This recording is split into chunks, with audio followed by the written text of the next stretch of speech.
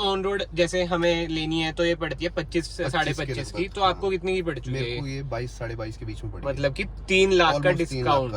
Hello everyone, welcome back to another video. I hope सब कुछ बढ़िया चल रहा हो आप सबकी जिंदगी में। एंड जो आज एक कार हमारे सामने खड़ी है ना भाई, इसकी कहानी ना बहुत ही ज्यादा मतलब कि दिलचस्प आप कह लो, बहुत ही ज्यादा एक्साइटिंग सी कहानी है। तो ना वीडियो को ना आप एंड तक देखना। बट इस चीज से ना आपको पता तो चल गया होगा भाई, वोकल फॉर लोकल, ये टाटा ही ब्रांड है। और कार है आपके सामने भाई ऑल न्यू टाटा सफारी, जिसे कहते हैं ना टॉप मॉडल, बिल्कुल ही टॉप भाई। और ब्लैक कलर में, यानी कि डार्क एडिशन में XZ प्लस टाटा सफारी। आपको पता है भाई केवल डीजल में आती है। सबसे पहले हम इंजन स्पेसिफिकेशन की बात करें ना, इसमें ना आपको फिएट का 2.0 वाला इंजन मिल जाता है, जो आपको प्रोवाइड करता है 168 bhp with 350 Nm of torque. और ये है मैनुअल ऑटोमेटिक ट्रांसमिशन भी इसमें आपको ना मिल जाती है। बट यार एक बार ना कार का ना स्टांस देखो, कितना ही बढ़िया लगता है, कितनी ही ह्यूज ये कार लगती है। और खासकर जो इसकी टेल लाइट्स है ना, जो स्मोकी ट्रीटमेंट है ना, मुझे तो बहुत ही बढ़िया ये कार लगती है। इस सेगमेंट में ना XUV700 स्कॉर्पियो भी आती है, बट वो ये ओनर से जानेंगे भाई टाटा सफारी ही क्यों। एंड हेडलाइट्स की बात करें ना, इसमें एक LED और हेलोजन मिलता है प्रॉपर ही, जिसे कहते हैं ना LED सेटअप तो नहीं देती है टाटा। बट एक बात है, ब्लैक कलर में जो सफारी की लुक आती है ना यार, जो निखर के आती है ना। और अभी अभी भाई जब मैं आ रहा था ना, मैंने भाई को देखा, भाई कपड़ा भी मार रहे थे। यही बातचीत होती है भाई, ब्लैक ना मेंटेनेंस तो बहुत ही ज्यादा मांगती है ही। और एक बार ना मैं आपको अंदर से भी कार दिखा देता हूँ। ये देखो भाई, अनलॉक करी, ORVMs भाई अनफोल्ड हो चुके हैं। और इंटीरियर की बात करें भाई, डार्क एडिशन है, बिल्कुल ही ब्लैक इंटीरियर आप देख सकते हैं। रूफ तक भी ब्लैक है भाई। बहुत लोगों को ना क्लोस्ट्रोफोबिक भी भाई फील हो सकता है, बट इंटीरियर तो नो डाउट बहुत ही इसका प्रीमियम फील हो रहा है। कार नो डाउट यार बहुत ही अमेजिंग तो है, स्पेशियस भी बहुत ज्यादा है। एंड डैशबोर्ड की बात करें भाई, वही बात है, हैरियर और सफारी का ना लगभग आपको सेम ही लगता है। और ये जैसे मैंने आपको बताया टॉप मॉडल है XZ प्लस, जिसका XT प्लस है ना, पर्सनली मुझे लगता है वो most value for money. But ठीक है भाई, ये तो ओवरव्यू सा हो गया कार का। अब ना मैं आपको ओनर से मिलवाता हूँ। तो भाई अनुराग भाई हैं इस कार के owner. Thank you so much, आप आए अपना ओनरशिप रिव्यू शेयर करने के लिए। पहले तो यार अपना इंट्रोडक्शन दे दो, क्योंकि हमारी बातचीत हो ना भाई, मुझे बहुत इंटरेस्टिंग लगा आपका प्रोफेशन। मेरा नाम अनुराग नेगी है। I am working in merchant navy और मुझे अप्रॉक्सीमेटली अराउंड 10 ईयर्स हो गए हैं। क्या बात है, काम करते करते। तो ये मेरी थर्ड कार है। अच्छा। I was owning Ford Ikon, then Ford Figo Aspire. Now अभी फोर्ड जा रही है तो स्विच किया फोर्ड से। अच्छा, तो अभी टाटा सफारी ली है।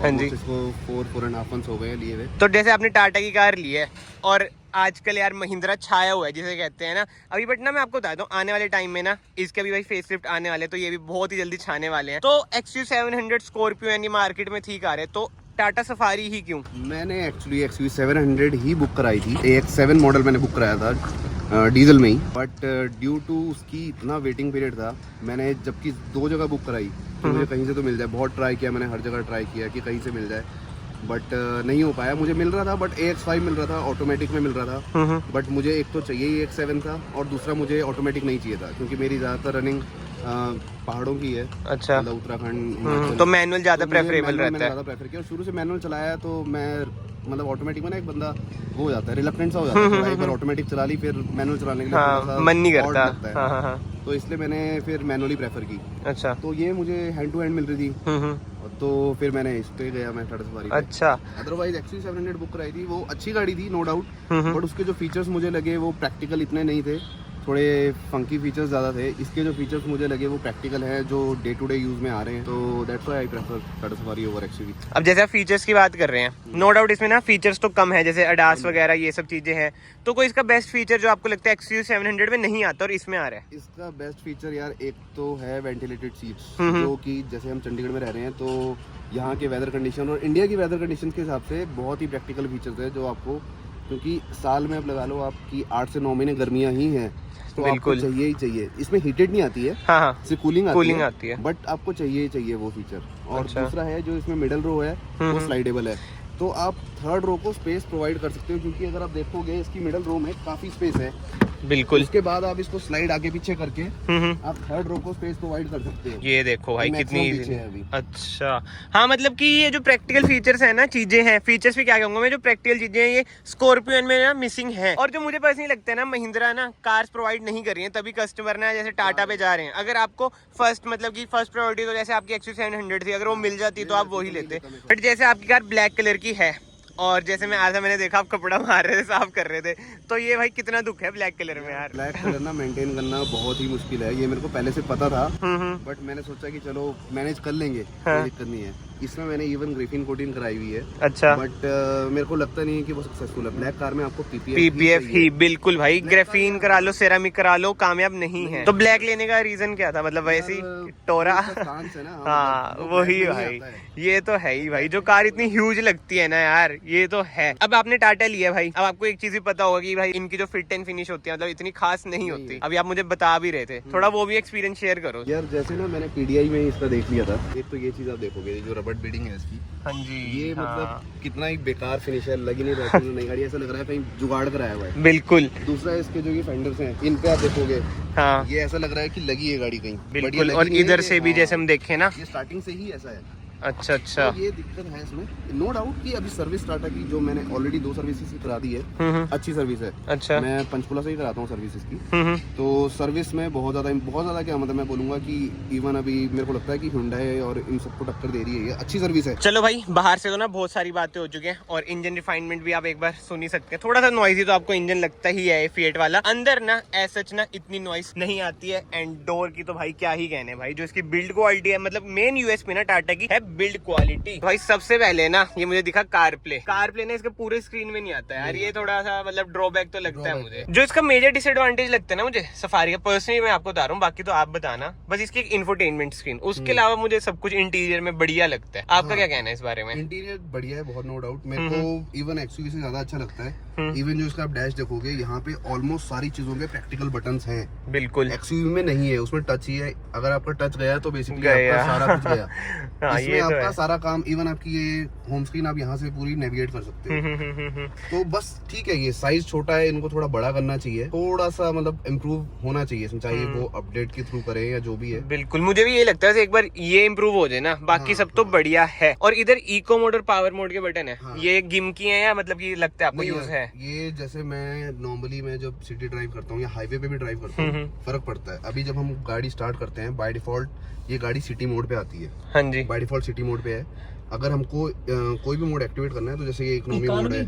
है, तो इसमें माइलेज में हल्का फुल्का फर्क पड़ता है। मैं ये तो नहीं बोलूंगा कि बहुत ड्रास्टिक चेंज आता है। जहाँ पे फॉर एग्जांपल मुझे अगर हाईवे में इसकी 18 की एवरेज आ रही है या 16 की एवरेज आ रही है सिटी मोड में, तो इसमें मेरे को 17 to 18 की या 17.5 और पावर लैग थोड़ा सा लगेगा, है ना? लगेगा, बट नॉर्मल अगर आप रनिंग कर रहे हो, अगर आपको ठीक है, बहुत ज्यादा ही पुश नहीं करनी है सिटी में, तो यार प्रैक्टिकल है, बिल्कुल कोई दिक्कत नहीं है। इसमें क्या डिसएडवांटेज, चलो ये अच्छी चीज है, इलेक्ट्रॉनिक हैंड ब्रेक है इसमें, बट इसका मेरे को डिसएडवांटेज क्या लगता है कि पहाड़ों में ना जो हम पहले देसी काम करते थे, वो नहीं हो सकता इसमें। भाई एक बार शेड भी खोल लेते हैं, इधर से खुलता है ना इसका शेड, ये वन टच है। हाँ, ये सनरूफ के भी 3 इन्होंने दे रखे हैं ना अलग अलग, ये भी सही चीज है यार। एक तो इतनी रूमी सी लगती है ना पैनोरामिक सनरूफ के बाद तो कार। एंड जो मेन क्वेश्चन आ जाते हैं ना भाई, वो ये आते हैं, सफारी ले लो, हैरियर ले लो, XT प्लस लोग लेते हैं ज्यादातर। XT प्लस ही बेटर है यार, मेरे हिसाब से भी XT plus he value for money variant है इसका। तो आपने XZ प्लस लिया? इसलिए लिया क्योंकि मैंने ये गाड़ी ली है CSD के थ्रू। अच्छा। और CSD में मुझे ये गाड़ी XT प्लस के रेट में ही मिल गई है, XT प्लस के रेट में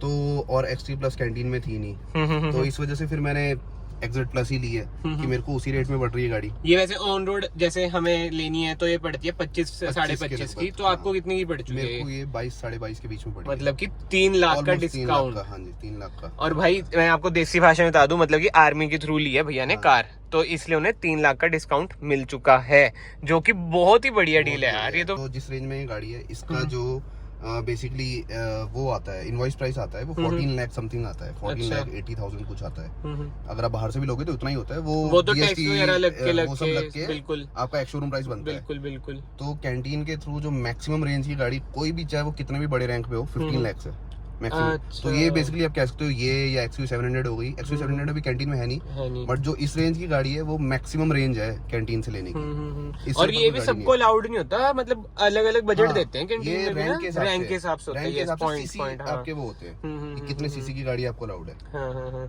तो भाई आई होप अगर आपको ये चीज नहीं पता थी तो इस वीडियो के थ्रू आपको ये भी थोड़ी सी ना नॉलेज मिल चुकी हो। बट यार बहुत ही अच्छी डील मिल चुकी है, देखा जाए ना। आपने जैसे आर्मी से ली है, मतलब कि कैंटीन से ली है, तो फाइनेंस वगैरह कोई दिक्कत वगैरह नहीं कोई दिक्कत होती? नहीं होती। मतलब कि नॉर्मली प्रोसीजर रहता है, सब नॉर्मल है। बट डिस्काउंट अच्छा मिल जाता है 3 लाख discount का। अच्छा मिल जाता है। But ये है कि आपको SBI से ही लोन करवाना पड़ेगा, गवर्नमेंट बैंक। Government bank. अच्छा, ये तो है। बट हो जाता है, सेम डे प्रोसीजर हो जाता है हमारा, कोई दिक्कत अच्छा। नहीं, कोई इशू नहीं होता। मतलब स्मूथ प्रोसेस रहता है। बस ये है कि आपको शोरूम में कोई पेमेंट नहीं जाती है आपकी, सारी पेमेंट आपकी ऑनलाइन जाती है। बैंक जो लोन भी आपको ट्रांसफर करेगा वो डायरेक्ट मुंबई ब्रांच है CSD की, अच्छा, उसमें जाती है पेमेंट सारी। समझ गया। सिर्फ समझ गया। शोरूम को हमारा इंश्योरेंस और जो बाकी चीजें हैं, एसेसरी कुछ लगानी है आपने, वो सब जाता है। ये तो यार अच्छी डील है। बट भाई बहुत सारी बातें होगी कार से रिलेटेड, ठीक है। अगर आपको अब बस जिसे कहते हैं ना, जो माइंड में पहले 3 पॉइंट्स आएंगे कि पॉजिटिव्स बताने हैं, वो क्या आएंगे? पॉजिटिव यार गाड़ी का एक तो एक्सटीरियर लुक्स जो है, वो अगर मैं इसको जो इसकी कंपटीटर है मेन XUV700 उससे ही कंपेयर करूं तो मेरे को इसके ज्यादा बेटर लगते हैं। बोल्ड लुक है वो इसकी, थोड़ी सी no MPV doubt। टाइप लगती है, ये प्रॉपर XUV लगती है, मतलब SUV लगती है मेरे को। दूसरा बोलते हैं इसका स्टीयरिंग बोलते क्या है, हाइड्रोलिक है, उनका इलेक्ट्रिक है यार। हाँ, बट जब चलाते हुए इतना ज्यादा फील नहीं होता, हम्म, बट आपको ये फील होता है कि आप बड़ी गाड़ी चला रहे हो, आपको प्रॉपर वो फील आता है। बिल्कुल। कि आप बड़ी फॉर्च्यूनर गाड़ी- जैसे है ना, हाँ, फॉर्च्यूनर बड़ी का गाड़ी फील हाइड्रोलिक होता है। और तीसरा वेंटिलेटेड सीट्स, वो तो है। मेरे को बहुत ही बढ़िया फीचर लगता है इसका। अब भाई नेगेटिव्स भी होते 3। नेगेटिव यार, एक तो फिट एंड फिनिश जो फर्स्ट हाँ फिनिश है, बिल्कुल। और नेगेटिव इसका क्लच हार्ड है थोड़ा। बिल्कुल doubt, बिल्कुल clutch hard सही है। बात है। तीसरा ये जो एरिया है ना, आप जब लॉन्ग चलो नॉर्मल ड्राइव में तो आपका क्लच यूज हो ही रहा है, जब आपका पैर रेस्ट में है ना, तो ये ना यहाँ पे ये लगता है, थोड़ा अनकंफर्टेबल सा लगता है। ये थोड़ा सा ऐसे फ्लेयर ना देखे ना, इसको अगर थोड़ा सा सीधा किया होता तो ये चीज टच ना होती आपको। तो ना भैया को मैंने भेज दिया है भाई मिडिल रो में। अब भैया 3rd रो भी इसमें आती है, ठीक है। और हैरियर इसकी छोटी बहन कह लो। तो आपने जैसे मुझे बताया था कि भाई मैं 4 फैमिली मेंबर है, तो आपने 7 सीटर क्यों ली थी? 7 सीटर लेने का रीजन यही था यार कि एक तो इसमें ज्यादा डिफरेंस नहीं है प्राइस में। अच्छा। ज्यादा डिफरेंस इन द सेंस 70-80 हजार का फर्क आता है हैरियर इसमें, अगर आप सेम मॉडल ले रहे हो। हाँ।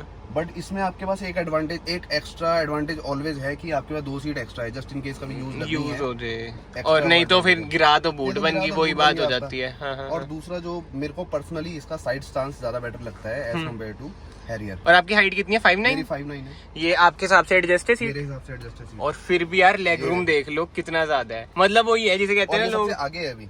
हाँ ठीक है, ठीक है। सबसे आगे है।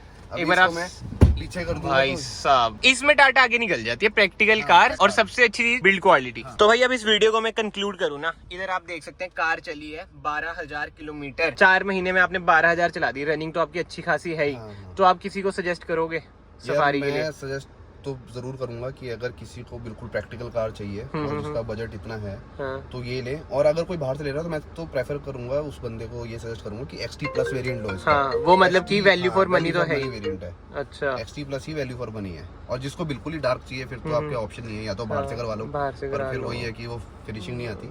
फिनिशिंग तो फिनिशिंग तो अंदर इंटीरियर की फिनिशिंग अच्छी है इसकी, नो डाउट अच्छी फिनिशिंग ठीक है, मतलब कि बढ़िया है। बाहर से थोड़ा सा है बस दिक्कत है ना, बट धीरे धीरे यार ये बहुत ही ज्यादा जिसे कहते हैं ड्रेस्टिकली इंप्रूव तो कर ही रहे हैं, है ना। तो यार फिलहाल तो ना इस वीडियो को ना मैं यहीं पे एंड करता हूँ। भैया को बहुत बहुत शुक्रिया अपना एक्सपीरियंस शेयर करने के लिए। अगर आप लोगों को ये वीडियो पसंद आई, ये वीडियो को लाइक जरूर करना। और जो ये कहानी थी ना भाई, आई होप आपको ये कुछ नया पता चला हो कि कैसे आप भी भाई 3 लाख का डिस्काउंट पा सकते हैं, बट उसके लिए आपको होना चाहिए आर्मी में। चलो जी, मैं आप सबको मिलता हूँ नेक्स्ट वीडियो में। Till then bye bye, take care.